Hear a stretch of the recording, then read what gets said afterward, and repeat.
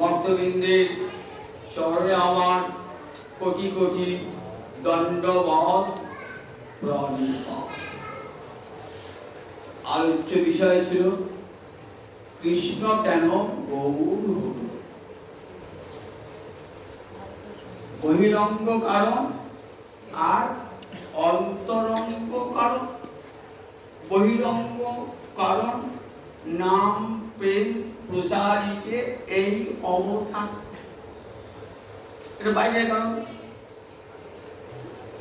কলিযুগে মানুষকে কৃষ্ণ নাম দেওয়ার জন্য এবং কৃষ্ণ প্রেম দান করবার জন্য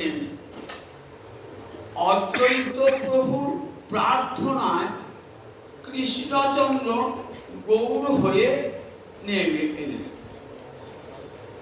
এটাই সাধারণে সবাই জানে, কিন্তু কবিরাজ গোস্বামী তার অমর কাব্য চৈতন্য চরিতামৃতে দেখালেন যে এটা মহাপ্রভুর আবির্ভাবে একটা বাইরের কারণ, বহিরঙ্গ কারণ।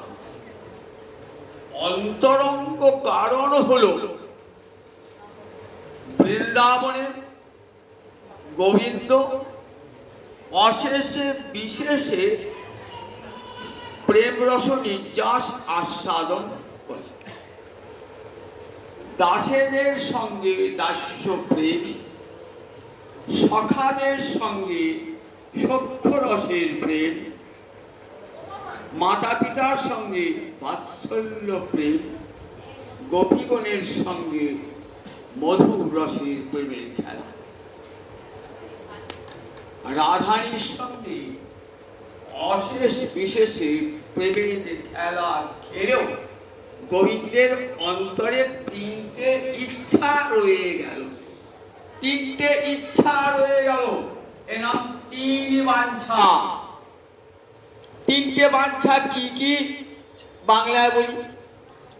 কই ছন রাধা প্রেমা, কই ছন মধুরিমা, কই ছন সুখে ইহ ভোগ। কই ছন রাধা প্রেমা, রাধা রানীর প্রেম কেমন? এটা তো নিজে রাধারানী না হলে বোঝা যাবে না। আপনার অন্তরে প্রেম কেমন আমি বুঝি কি বলি?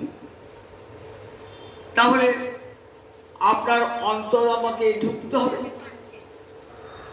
তা রাধারানীর অন্তরে যে প্রেমের মহিমা, সেটা গোবিন্দের জানবার ইচ্ছা হল।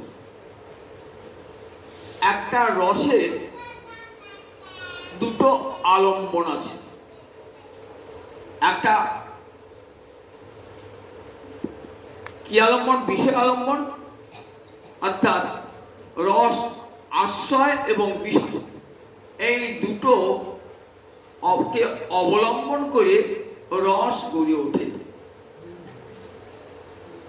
মা আর ছেলে, মা হলো বাৎসল্য রসের আশ্রয়, ছেলে হলো বাৎসল্য রসের বিষয়। আশ্রয় মানে যে আধারে রসটা তৈরি হচ্ছে তাকে বলে আশ্রয়, আর সেই রসটা যে ভোগ করবে তাকে বলে বিষয়। তারা সাহিত্য নিয়ে পড়াশোনা করে তারা সবাই জানে যে রসের আশ্রয় এবং বিষয় আছে। তেমনি মধুর রসের আশ্রয়কে রাধারানী আশ্রয়। রাধারানীর হৃদয়ে প্রেম তৈরি হচ্ছে, আর সেই প্রেম আস্বাদন করছেন গোবিন্দ, তাহলে গোবিন্দ বিষয়।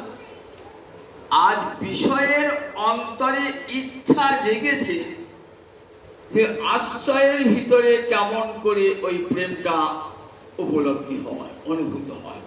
দেখুন কিরকম ইচ্ছা। বিজাতীয় ভাবে নহে তাহা আস্বাদন। আমি যতদিন বিষয় রূপে থাকব ততদিন আশ্রয়ের কথা জানতে পারবো না। একটা সহজ উদাহরণ বুঝলি, ছেলে বাইরে চাকরি করে, বহুদিন বাদ এসেছে, বাবা জড়িয়ে ধরে কাঁদছে ছেলেকে।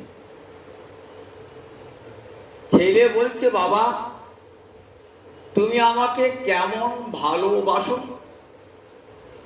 বলছে, বুঝবি না তুই রে, কোনদিন বুঝবো না, আমি তো লেখাপড়া বেশি বড় হয়েছি।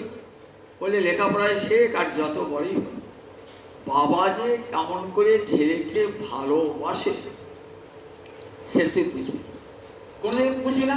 হ্যাঁ বুঝবি, যেদিন তুই আমার মতন বাবা হবি সেই দিন বুঝবি।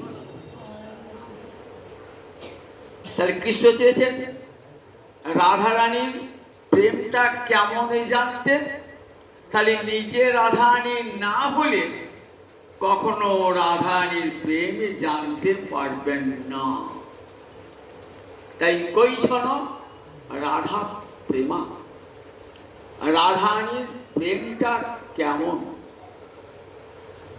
কইছন মধুরিমা, মধুরিমা মানে মাধুর্য। রাধা রানীর প্রেমের আলোকে আমার মাধুর্যটা কেমন। কেউ নিজে নিজের মাধুর্য আস্বাদন করতে পারে? আমার রূপটা কেমন আমি তো নিজে আস্বাদন করতে পারবো না, যারা আমাকে দেখছে তারাই আস্বাদন করতে পারে, এবং আস্বাদনটা ভিন্ন ভিন্ন হবে। আমাকে যে যে চোখে দেখে সেই চোখে আস্বাদনটা হবে। মায়ের একটা চোখ, ছেলের একটা চোখ, বন্ধুর একটা চোখ, স্ত্রীর একটা চোখ, তাহলে ভিন্ন ভিন্ন চোখে ভিন্ন ভিন্ন আস্বাদন হবে না? ভিন্ন ভিন্ন আস্বাদন, মায়ের আস্বাদন আর স্ত্রীর আস্বাদন কি ছেলের আস্বাদন এখানে পৃথক পৃথক রূপে আস্বাদন হবে। যার যেমন চোখ তেমনি আস্বাদন হবে। গোবিন্দের অন্তরে ইচ্ছা জেগেছে রাধা রানীর প্রেমের আলোকে আমার মাধুর্য কেমন, রাধারানী কেমন করে আমার মাধুর্য আস্বাদন করে। মধুরিমা স্বরূপ দামোদর এটি সংস্কৃত ভাষায় সুন্দর করে শোনালেন, তারই অনুবাদ করেছেন কবিরাজ গোস্বামী পাদ। স্বরূপ দামোদর কে ছিলেন? স্বয়ং ব্রজের ললিতা, তিনি আজ স্বরূপ দামোদর, কেউ কেউ বলেন বিশাখা, তিনি আজ স্বরূপ দামোদর হয়ে এসেছেন। যিনি গম্ভীরার মন্দিরে মহাপ্রভুর সঙ্গে থাকতেন, বাইরে শুয়ে থাকতেন সারাটা রাত, মহাপ্রভু ঘরে বসে বসে কাঁদছেন হা কৃষ্ণ বলে, চোখের জলে ভাসছেন, গম্ভীরার ভিত্তিতে মুখকর্ষণ করছেন। তার জ্বলন্ত সাক্ষীকে স্বরূপ দামোদর। রায়রামন্ত থাকতেন কিন্তু রাত্রিতে বাড়ি চলে যেতেন। গোবিন্দ সেবক থাকতো আর স্বরূপ দামোদর থাকতো। তাই স্বরূপ দামোদর একটা কর্চা আছে, এখন আর পাওয়া যায় না কর্চাটা। কবিরাজ গোস্বামী পাদ সেখান থেকে কিছু কিছু শ্লোক উদ্ধার করছে, খুব দামি দামি শ্লোক। কত বড় পণ্ডিত ছিলেন স্বরূপ দামোদর। আসলে নাম ছিল পুরুষোত্তম আচার্য। মহাপুরুষ সন্ন্যাস করেন না, তখন চলে গেছেন নবদ্বীপ থেকে। নবদ্বীপ আর দেখবো না, যে নবদ্বীপ আমার গৌর হরি নাই সেই নবদ্বীপ আমি আর দেখবো না। চোখের কাশীধামে গিয়ে বেদান্তাদি শাস্ত্র প্রসার করতেন। তারপর মহাপ্রভু যখন আবার কাশীধামে পুরী ধামে, তখন স্বরূপ দামোদর দিয়ে সব সময় মহাপ্রভুর কাছে থাকতেন।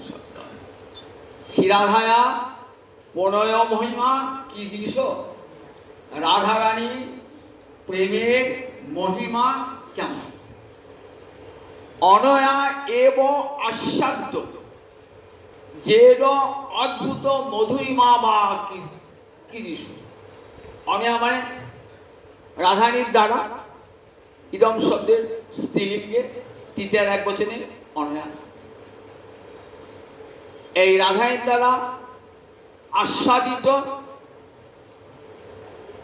আমার যে মাধুর্য সেটা কেমন। তৃতীয় বাঞ্ছাটি সৌখ্যম চাষ্যা মদনু ভবত কীদৃশং বেতি লোভাত। সৌখ্য মানে সুখ, মদনু ভবত আমাকে ভালোবেসে রাধারানীর অন্তরে কেমন সুখ হয়। ইতি লোভা গোবিন্দের অন্তরে লোভ জন্মালো। রাধারানীর প্রেম আস্বাদন করতে করতে এই লোভটা জন্মালো গোবিন্দের অন্তরে। এই তদ্ভাবাঢ্য রাধারানীর ভাবের দ্বারা সমৃদ্ধ হয়ে, আঢ্য মানে সমৃদ্ধ মানে ধনাঢ্য ব্যক্তি, প্রচুর ধন আছে, ঐশ্বর্য আছে, তদ্ভাবাঢ্য অর্থাৎ রাধারানীর ভাবে সমৃদ্ধ হয়ে সমজনী জন্মগ্রহণ করলেন। কোথায় জন্ম করলেন? শচীগর্ভ সিন্ধু, শচীগর্ভ সিন্ধু মাঝে হরি কৃষ্ণরূপ চন্দ্র শচীগর্ভ সিন্ধু মাঝে আবির্ভূত বলেন। সেইটির আর অনুবাদ করা হয়েছে, মহাজন করেছেন কৈছন রাধা প্রেমা, কৈছন মধুরিমা, কৈছন সুখে তিহ। রাধারানীর প্রেম কেমন বলেছি, রাধারানীর মাধুর্য এটি আগে আলোচনা হয়েছে, সংক্ষিপ্ত আলোচনা, আমি বিস্তার করে সবাই আমাদের ওই রাধারানীর প্রেমের আলোকে আমার মাধুর্য কৈছন মধুরিমা। মধুর শব্দের সঙ্গে ইমনিস প্রত্যয় করলে হয় মধুরিমা, মধুর মানে মাধুর্য মানেও তাই এক, দুটি বিশেষ পদ। কৈছন মধুরিমা আমার মাধুর্য কেমন? রাধারানীর প্রেমের আলোকে, রাধারানীর প্রেমের আলো, অন্য কেউ নয়, রাধারানীর প্রেমের আলোকে আমার মাধুর্য। গোবিন্দকে তো সবাই ভালোবাসে, গোবিন্দকে তো সমস্ত পৃথিবীর সব ভক্তি গোবিন্দকে ভালোবাসে। সেই ভালোবাসার কিন্তু ইতর বিশেষ আছে, পার্থক্য আছে। সেই ভালোবাসাটা বাড়তে বাড়তে বাড়তে বাড়তে বাড়তে একবারে মাদনাক্ষ মহাভাবে পৌঁছেছে কোথায়? রাধারানীর কাছে। প্রেম মানে তো ভালোবাসা, সেই প্রেমটা কেমন করে তৈরি হয়েছে পুরো একবারে প্রেমটা, প্রেম স্নেহ মান প্রণয় রাগ অনুরাগ ভাব মহাভাব, মহাভাব অধিরূঢ় রূঢ়, আবার অধিরূঢ় ভাবে মাদনাক্ষ মহাভাব। তাহলে রাধারানী ভাবটা কত দূরে উঠেছে বললো একবার, প্রেমের স্তরটা এত উঁচুতে যে ব্রহ্মাদি দেব কোনো নাগাল পান না। স্বয়ং উদ্ধব বৃন্দাবনে এসে বলছেন, হে বৃন্দাবনেশ্বরী রাধারানী, হে ব্রজদেবীগণ, তোমরা যে প্রেমে গোবিন্দকে ভালোবেসেছো সেই প্রেমের করুণা ব্রহ্মাদি দেবগণ চান এক কণা। যোগী ঋষি যারা সংসার ভয়ে ভীত হয়ে অরণ্যে আরাধনা করছেন তারাও চান ব্রজদেবীগণ তোমাদের প্রেমের এক বিন্দু চান তারা।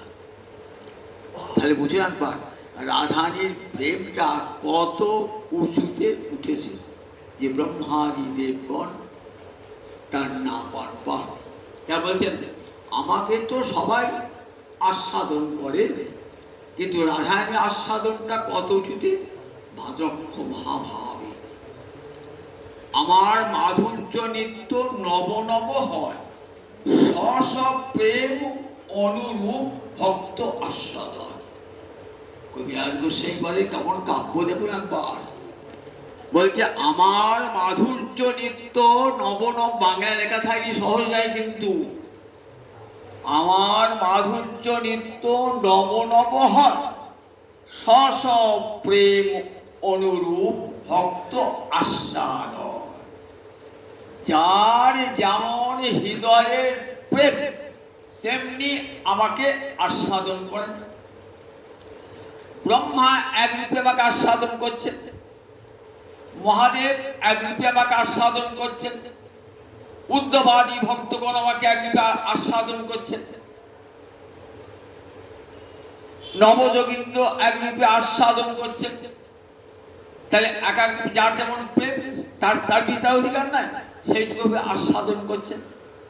কিন্তু আমার বললেন আমার মাধুর্যামৃত আশা আছে, এই প্রেমোদ্দারে নিত্য রাধিকা একই আমার মাধুর্যামৃত আস্বাদে সকলি। সবাই আমার মাধুর্য একটু একটু করে আস্বাদন করে, কিন্তু আমার সমগ্র মাধুর্য কেউ আস্বাদন করতে পারে না, একমাত্র রাধা রানী ছাড়া কেউ করে না।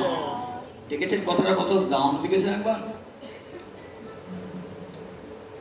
বললেন এই প্রেমোদ্দারে নিত্য রাধিকা একই, একমাত্র রাধা রানী, আর কেউ নয়। একই লপত্যজি দিয়েছেন একমাত্র অর্থে। রাধারানী ছাড়া জগতে কেউ আমার সমগ্র মাধুর্য আস্বাদন করতে পারে না। আমার মাধুর্য নিত্য নব নব হয়, শশ প্রেম অনুরূপ ভক্ত আস্বাদয়। কথাগুলি কেমন দেখুন, একটা কাব্যদেহ যখন নির্মাণ হয় না, কবি যে কাব্যদেহ নির্মাণ করে, তো সেই কাব্যদেহে কি থাকে? দেহটা তৈরি হয় প্রথম।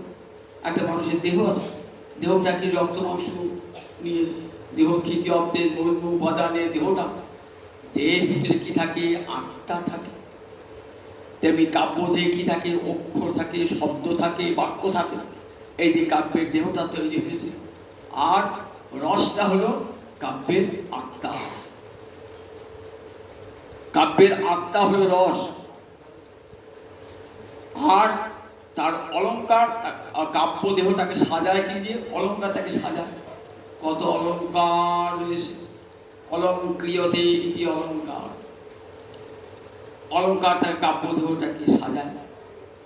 আবার তার রীতি আছে, তার চলন গতিশীলতা আছে, তাকে বলে রীতি। একটা কাব্য দেহ কেমন কবিরাজ গোস্বামী কেমন অমর কাব্য রচনা করলেন, কথাটি কেমন সুন্দর রস সৃষ্টি করেছেন দেখুন একবার। বলছেন এই প্রেমোদ্দারে নিত্য রাধিকা একই, আমার মাধুর্যামৃত আস্বাদে সকল। একমাত্র রাধানী ছাড়া আমার মাধুর্য কেউ আস্বাদন করতে পারে না। সব কিরকম বলছেন, আপনার মাধুর্য আপনি কি দেখেন? আয়নায় দাঁড়িয়ে দেখেন, স্নান টান করে এসে ভালো করে সেজে গুজে দাঁড়ালে আয়নার সামনে আপনার প্রতিবিম্বটা ফুটে উঠবে, কিন্তু বিম্বটা উঠবে না, প্রতিবিম্ব উঠবে। দর্পণ যতখানি স্বচ্ছ হবে ততখানি আপনার মাধুর্য ফুটে উঠবে। যদি দর্পণ ময়লা থাকে তাহলে মাধুর্য আপনার রূপটা সম্পূর্ণ দেখা যাবে না। পরিষ্কার ঝকঝক ঝকঝক করছে, তখন সে আয়নার সামনে দাঁড়ালে আপনার রূপটা বোঝা যাবে। তাহলে সব ভক্তের হৃদয় দর্পণে ভগবান নিজের প্রতিবিম্ব নিজে আস্বাদন করে। ভক্তের হৃদয় দর্পণে, এই দর্পণ যার দর্পণ যতখানি স্বচ্ছ ততখানি দর্শন। আর রাধারানী কেমন? সৎপ্রেম দর্শন, সৎপ্রেম দর্পণ। রাধারানীর চিত্ত দর্পণ কেমন? সৎপ্রেম দর্পণ, মানে নিরুপাধি প্রেম, যেখানে কোনো মালিন্য স্পর্শ করতে পারে না। মালিন্য থাকলে তার স্বচ্ছ হবে না। বলেন কোনো মালিন্য স্পর্শ করে না রাধা রানীর এই চিৎ দর্পণে, সৎপ্রেম দর্পণ। সৎপ্রেম দর্পণ বলে এত নির্মল, নিরুপাধি প্রেম। নিরুপাধি মানে কোনো উপাধি, কোনো মালিন্য নাই সেখানে। যে প্রেমে চাওয়া পাওয়া থাকে, কান্তের কাছে কান্তা যেখানে সুখ চায়, নিজের সুখ বাঞ্ছা করে, সেটা তো নিরুপাধিক প্রেম হলো না, সেটা নিরুপাধিক প্রেম হলো না। ভালোবাসার বিনিময়ে ভালোবাসা চাইছি, তাকে নিরুপাধি প্রেম বলে না। আমি ভালোবাসা চাই না, তোমাকে ভালোবেসেই আমার জীবন সার্থক। আমাকে দুঃখ দিও যদি তোমার অন্তরে সুখ হয়, তাহলে সেই দুঃখটাকে আমি পরমাদরে বরণ করে নেব। কৃষ্ণ সুখৈক তাৎপর্যময়ী সেবা রাধারানী। কৃষ্ণ সুখৈক তাৎপর্যময়ী, একমাত্র কৃষ্ণ সুখেই তার তাৎপর্য। নিজের সুখবাঞ্ছা নাই, নিজের সুখবাঞ্ছা নাই। কেমন করে কৃষ্ণ সুখী হবে? কৃষ্ণ বিরহে রাধারানী মূর্ছিতা, একে বলে দশমী দশা। উজ্জ্বল নিমিত্ত দশমী দশায় নায়িকার বিরহে মৃত্যু পর্যন্ত হয়ে যায়। কিন্তু রাধারানী তো চিন্ময়ী তনু, সে তনুর মৃত্যু নাই, মূর্ছা দশা হয়েছে রাধারানী। চণ্ডীদাস ভাব সম্মেলনের কবি, ভাবেতে মিলন ঘটাচ্ছেন মূর্ছায়। রাধাই দেখছেন মূর্ছিত অবস্থায় কৃষ্ণ এসে দাঁড়িয়েছে তার সামনে মথুরা থেকে। কিছুকে আসেন নাই, রাধানী ভাবে দর্শন করছেন মূর্ছিত দশায়। বহুদিন পর বধু আইলে ফাটিয়া যাইত পাষাণ রে। আমার এই প্রাণটা ফেটে যেত যদি পাষাণ। মথুরাপুরে ছিলে তো ভালো, বলো বলো বধূ কুশল বলো। আমি তোমার কুশলে কুশল মানি, আমি সব দুঃখ কিছু না গনি। রাধানী, তোমার খুব দুঃখ হয়েছে, ব্যথা হয়েছে না আমাকে হারিয়ে? বলে না না, আমি এসব দুঃখ কিছু না গনি, আমি তোমার কুশলে কুশল মানি। আমি তোমার কুশলে কুশল চাই, নিজের কুশল চাই না। মাধব তোমার কুশল হোক, আমি তারই সুখী। উদ্ধব বলছেন কৃষ্ণকে বৃন্দাবনে আসতে বলবো, দেবী কি বলো, আজ্ঞা করো। বললেন না, যদি মথুরায় তার প্রয়োজন থাকে তিনি থাকুন, যখন এই যেখানেই থাকুন সুখে থাকুন, এই সংবাদটুকু পেলেই হবে। যখন তার সুযোগ সুবিধা হবে তখন তিনি আসবেন। কৃষ্ণকে দুঃখ দিয়ে তার অন্তরে বিন্দুমাত্র আনন্দ হয় না। তাই এই প্রেমটা কি বলে? নিরুপাধি প্রেম। শাস্ত্রীয় ভাষায় নিরুপাধি মানে কোনো উপাধি নাই, কোনো মালিন্য নাই, কোনো কামনা বাসনা নাই। অন্তরটা এমনই, কেবল কৃষ্ণ কামনা। কৃষ্ণেন্দ্র প্রতিবাঞ্ছা তারে কহে প্রেম, আত্মেন্দ্রিয় প্রতিবাঞ্ছা তারে কহে কাম। কবিরাজ গোস্বামী কাম আর প্রেমের তফাৎ দিয়েছেন। কখনো রাধা গোবিন্দের এই প্রেমকে কামের স্থলে দেখবেন না, বাইরে দেখতে কামের মতো। সাম্যকিরা কহে তারে কহে কামনা, দুটো সমতা আছে বলে তাকে আমরা কাম বলে মনে করি। কিন্তু গোপী প্রেম কাম নয়, গোপী প্রেম নির্মল বিশুদ্ধ প্রেম, যেন জাম্বু নদ হেম। এ প্রেমে এতটুকু মালিন্য নয়, কোনো কিছু চাওয়া পাওয়া নাই, ভগবানকে সর্বস্ব উজাড় করে দেওয়ার প্রেম। ভগবানকে সর্বস্ব। বলছেন কাম হলো লোহা, প্রেম হলো সোনা। কাম হলো নরক, প্রেম হলো স্বর্গ। কাম হলো অন্ধকার, প্রেম হলো সূর্যালো। কাজে মনে রাখবেন, দুটো অনেক তফাৎ। কখনো ভাববেন না রাধা গোবিন্দের প্রেমটা কোনো অশ্লীল বলে ভাববেন না, ভাবলে পাপ হয়ে যাবে, পাপ হয়ে যাবে। এই প্রেমেতে মদন নাই, মদনের কাছে চিরনিষেধ। যেখানে গোপী গোবিন্দের কথা হবে সেখানে তুমি থাকবে না। এই মাধুর্য, মন মাধুর্য, রাধা প্রেমে দোহে মোর করি, ক্ষণে ক্ষণে বাহে বাড়ি দোহাই দোহা, ক্ষণে ক্ষণে বাড়ি দোহে, পরস্পর স্পর্ধা করে। যেমন রাধানী মাধুর্য, যেমন রাধানী প্রেম, তেমনি কৃষ্ণ মাধুর্য, মন মাধুর্য, রাধা প্রেম দোহে ক্ষণে ক্ষণে বাড়ে দোহে, কেহ নাই হারি। আমার মাধুর্য আর আমার প্রেম, আর আমার মাধুর্য আর রাধানী প্রেম দুজন যেন প্রতিদ্বন্দ্বিতা করছে। গোবিন্দ বলছেন মন মাধুর্য রাধা প্রেম দোহে হোর করি, যেন প্রতিযোগিতা, কে হারে কে যেতে।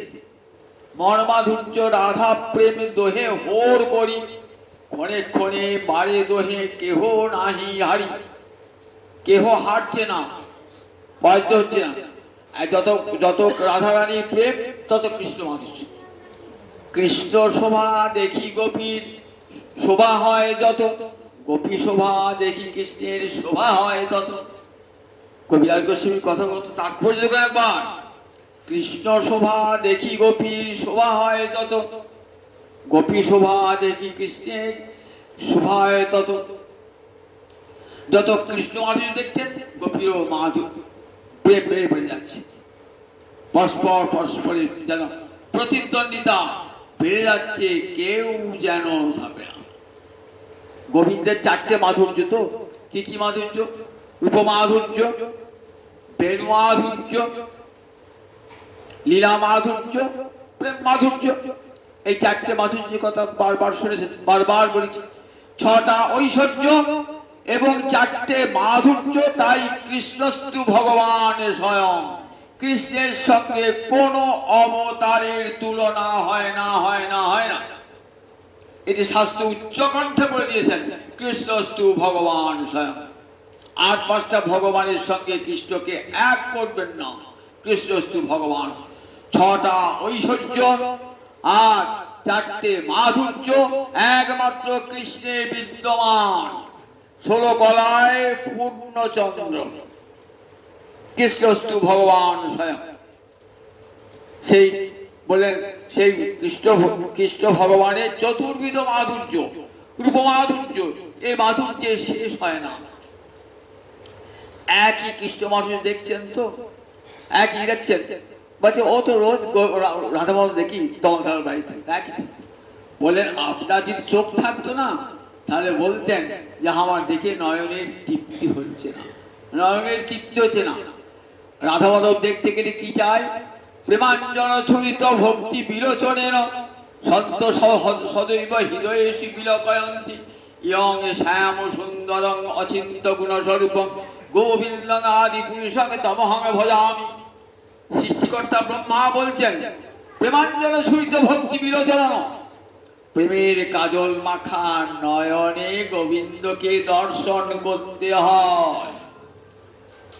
একটা বস্তু থাকলেই তার দর্শন হয় না, একটা বস্তু থাকলেই সবাই সেটা দেখে, সবাই দেখে। তো সবাই দেখতে হবে কেন? যে অন্ধ দেখতে হবে? দেখতে হবে না। যদি আলো না থেকে দেখতে হবে? পাবে না।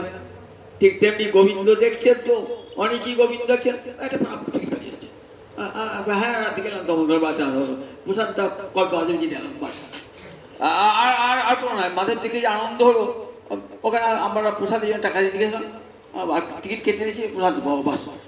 ঠাকুর দেওয়া কি না দেওয়ার দরকার নেই, প্রসাদ পেলে হলো। দেখুন কেমন কৃষ্ণ মাধুর্য আস্বাদ হচ্ছে, কেমন দেখুন কৃষ্ণ মাধুর্য। আর যদি নয়নের ক্ষুধা যদি গোবিন্দ দর্শন করেন, তাহলে নয়নের ক্ষুধা চিরকালের জন্য মিটে যাবে।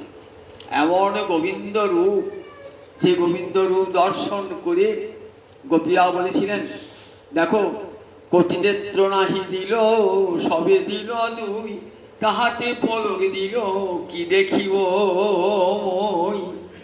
কোটি নেত্র নাহি দিল, সবে দিল দুই, কই হাজার কোটি কোটি চোখ তো দিল না, সবে দিল দুই, তাহাতে নিমেষ দিল। তাহলে কতক্ষণ কৃষ্ণ দেখুন তাতে পলক করছে, কি করে দেখবো কৃষ্ণ দর্শন করবো? একই কৃষ্ণ দর্শন করছেন তো, আমিও দর্শন করছি, ব্রজকবিরা দর্শন করছে, গৌর দর্শন করছে রোজই তো। গৌর দর্শন করতে আসেন, একটা প্রাণ করে যার মাধুর্য অনুভব করেন। যদি মাধুর্য করতেন রাত্রি শুয়ে শো ওই গৌর রূপ হৃদয় বাঁধে যে গৌর। কৃষ্ণ আমার রূপের সাগর, রাধারানী আমার রূপের সাগর, দুটো সাগর একসাথে মিলে কি হয়? মহাসাগর। আমার গৌরাঙ্গ হরি মহাসাগর, মহাসাগর। রাধা রানীর রাধা কৃষ্ণের মিলিত বিগ্রহ মহাসাগর। যদি একবার দেখেন, একবারে যেই হ্যাঁ রে সে রাখিবি রাতে নারে মন উন্মাদন গোড়া চান। একবার রাধা প্রেমের মূরতি, রাধানী প্রেম কি চোখে দেখা যায়?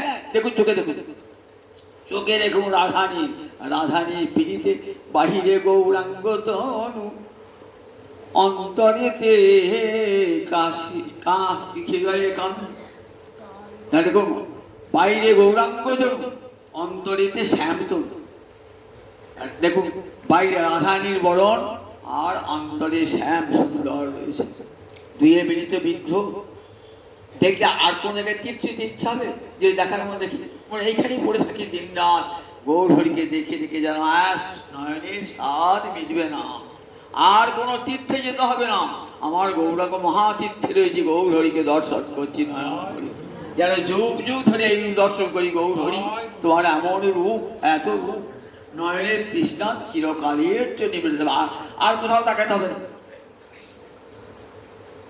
গোবিন্দ জনম অবধি হাম রূপ নেহার নয়ন না তীর পিত ভেল। গোবিন্দ তোমাকে জন্মে থেকে আমি তোমাকে দেখছি, জনম অবধি হাম ওই রূপ তো দেখছি, আমার নয়নের তৃপ্তি হলো না গো, যতই তোমায় দেখি না কেন আমার নয়নের তৃপ্তি হলো না গো। লাখো লাখো যুগ হিয়ে হিয়ে রাখো ওই রূপ দেখি নাই, আমি হৃদয়ে গেঁথে রেখেছি ওই রূপ, হৃদয়ে এঁকে দিয়েছি মূলতি, তথাপি হিয়ে না জুলাইয়ে গেল, তথাপি হৃদয় আমার তৃপ্তি হলো না। এই দেখার মতো নয়ন থাকে দেখতে, এত রূপ অঙ্গে উপাঙ্গে লাবণ্য যেন উপচিয়ে পড়ছে রাধা মাধবে। কবিরা দর্শন করছেন, তাই একটা বস্তু রাধা গোবিন্দকে দর্শন করতে কি চাই? প্রেমের আলো চাই, প্রেমের আর তৃষ্ণান্ত নয়ন চাই। প্রেমের আলো আর তৃষ্ণান্ত নয়ন থাকলে এই গোবিন্দ রূপের মাধুর্য আস্বাদিত হয়। একই রূপ কংস দেখেছে, জরাসন্ধ দেখেছে, শিশুপাল দেখেছে, আবার যুধিষ্ঠির দেখেছেন, বিদুর দেখেছেন। বলতেই কত পার্থক্য। কংস শত্রু বলে মনে হয়েছে কংসে, ওরে বাবা ভোজপথে মৃত্যু সাক্ষাৎ যম বলে মনে হয়েছে। গোবিন্দকে দর্শন করছেন, এই দেখো আমার যম আসছে, বৈশাখের উচ্চ সিংহাসনে গোবিন্দকে এগিয়ে যাচ্ছে, আমার যম আসছে। তাহলে গোবিন্দকে দেখে ভয় হয়েছে দেখুন। আর মথুরাপুর রমণীরা দেখছেন, এমন রূপের মানুষ হয়, এমন রূপের মানুষ হয়। যখন কৃষ্ণ বলরাম ঢুকছেন মথুরাতে, তখন কেউ স্নান করছেন, কেউ সাজ পোশাক করছেন, শুনেছেন কৃষ্ণ এসেছেন, ছুটে বেরিয়ে আসছেন, একবার কৃষ্ণকে দর্শন করবেন, সব ফেলে দিয়ে ভিজে কাপড়ে চুল আধখানা আজাতে আজাতে চলে এসে আধখানা প্রসাদন মেখে ছুটে চলে যাচ্ছে। দেখ ওই মাধুরী আস্বাদন করার অধিকার আমাদের নাই, একমাত্র ব্রজগোপীদের এই আস্বাদন করার অধিকার।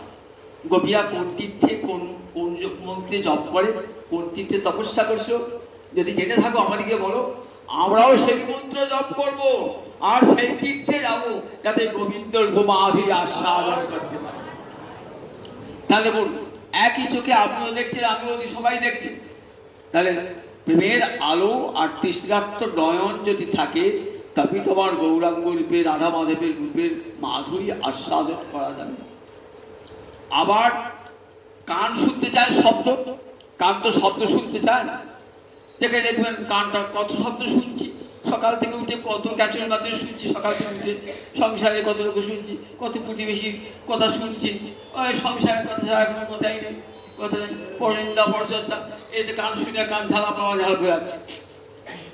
তাহলে কানে তো তৃপ্তি হচ্ছে না, শুনেই যাচ্ছি, কানে তৃপ্তি হচ্ছে না। কখন কানের তৃপ্তি হবে? যখন গোবিন্দের মুরলীর ধ্বনি কানে প্রবেশ করবে, তখন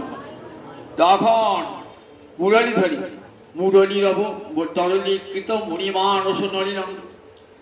দেখতে পাচ্ছে না বিল্বমঙ্গল, অন্ধ হয়ে গিয়েছে।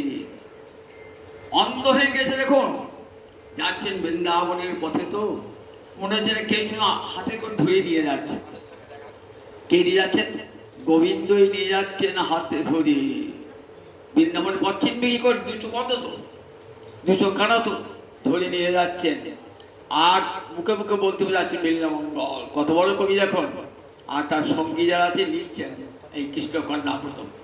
তরুণারুণ করুণাময় বিপুলায়ত নয়ন, কমলা কুচ কলস ভর বিপুলীকৃত পুলকং, মুরলীর অবতরণীকৃত মুনিমানস নলিনং, মম খেলতু মজ্জেতসি মধুরাধর্মামৃতং। কি করে দেখছেন? রূপটা অন্ধ হয়ে গেছেন, অন্ধ হয়ে সুরদাস যেমন দেখতে আসছো। আর পুরীত বলছে, তুমি কি আসো, তুমি থাকতে তো রোজ আসছো সুরদাস। তা বলছে, ঠাকুর তো আমাকে দেখে, আমি না দেব, ঠাকুর তো আমাকে দেখে। সুরদাসকে দেখতে পেতেন, কোন দিকে? ভিতরে চোখ ভগবান দিয়েছিলেন।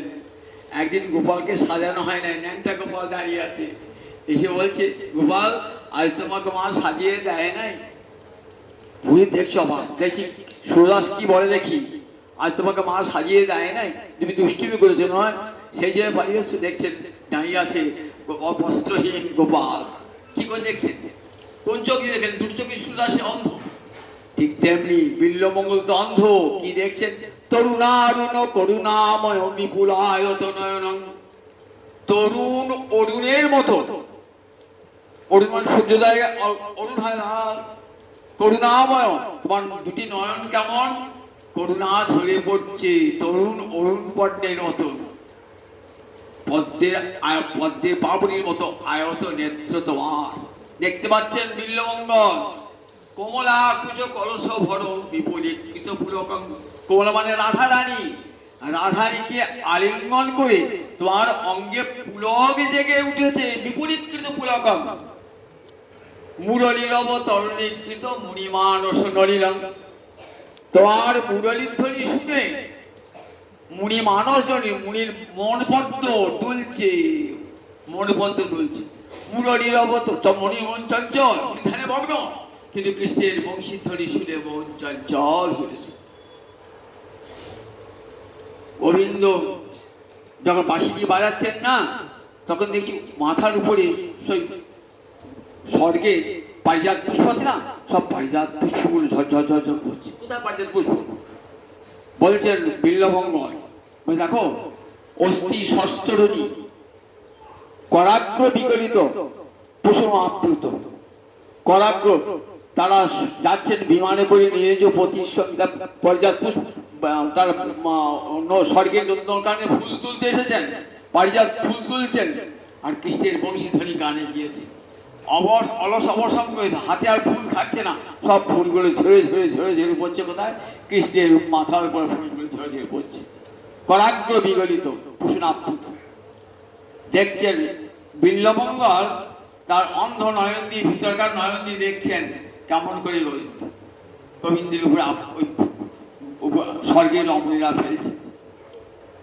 বংশীরব বজ্রাঘাতে পড়ি গেল অকস্মাতে। রাধারানী বলছেন না, এই বংশীরব শুনলাম না, আমার কত অহংকার ছিল, কত কুলগৌরব ছিল, যা দেখো আমার সব চলে গেল। বংশীরব বজ্রাঘাতে পড়ি গেল অকস্মাতে, সমভূমি করিল আমার। চিত্তশালে মত্ত হাতি বাঁধা ছিল দিবারাতি।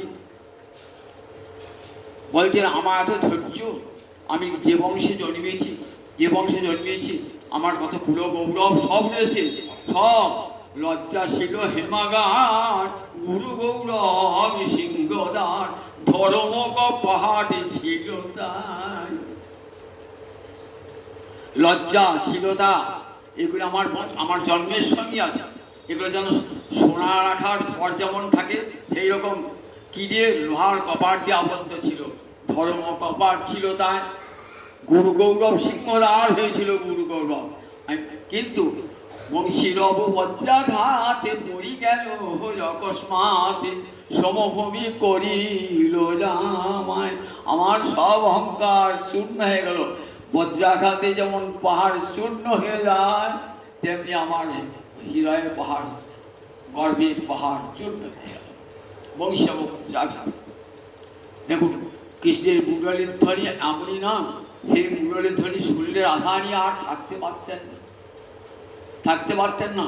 যে বাঁশি সখী সঙ্গে রূপের কথা কইতেছিল বসি, হেন কালে রাধা নামে বাজল মোহর বাঁশি। বসে আছেন সখী সঙ্গে কথা বলছেন, তো আমরা বাঁশি বাজছে, রাধা নামে বাঁশি বাজছে। বাঁশি তুমি বাজ আর বেজনা করি অহংকার, সর্ব হয়ে দমশিলে যা শোভনের আমার। বাঁশি বেজলাম, দেখো ওই বাঁশি সাপ আমার কর্ণকে দংশন করছে। দেখো তরলে জনমোদন কিছুই লাজ নাই, ঝাড়ের নাগাল পেলে সাগরে ভাষায়। ওই বাঁশি আমি চিরকালের জন্য, আর যাতে বাঁশি হতে না পারে ওই তো ঝাড় যেতে পেতাম না, ওই ঝাড়টা কেটে সাগে ভাসি। ওই বাঁশি আমাকে ঘর ছাড়া করেছে, আমি কেমন মনীষীর ধরে। দেখো রাধারানী একটু বলি শেষ করলো, 8টা বেজে গিয়ে তা বলতে দেবে না। আপনার রাধারানী মাধুর্য কেমন দেখুন। একদিন রাধারানী পুষ্পচয়ন করছেন বলেতে, আর গোবিন্দ ফুলের মালা গেঁথে এনেছেন রাধারানীর জন্য, ফুলের মালা গেঁথে এনেছেন। বলছেন রাধারানী এই না তোমার জন্য ফুলের মালা গেঁথে এনেছি, ফুলের মালা এনেছি, এইবার নাও। রাধারানী আঁচলটা দিয়েছেন তো, আর রাধারানী বাহুমূল লক্ষ্য করেছে। সেই বাহুমূল দর্শন করে রাধারানী ওই রূপ দর্শন করে গোবিন্দ মোহিত বাঁশিটাও ফেলিয়েছে। রাধারানী আঁচল বাঁশিটাও ফেলিয়েছে, চলে গেছে বাঁশি।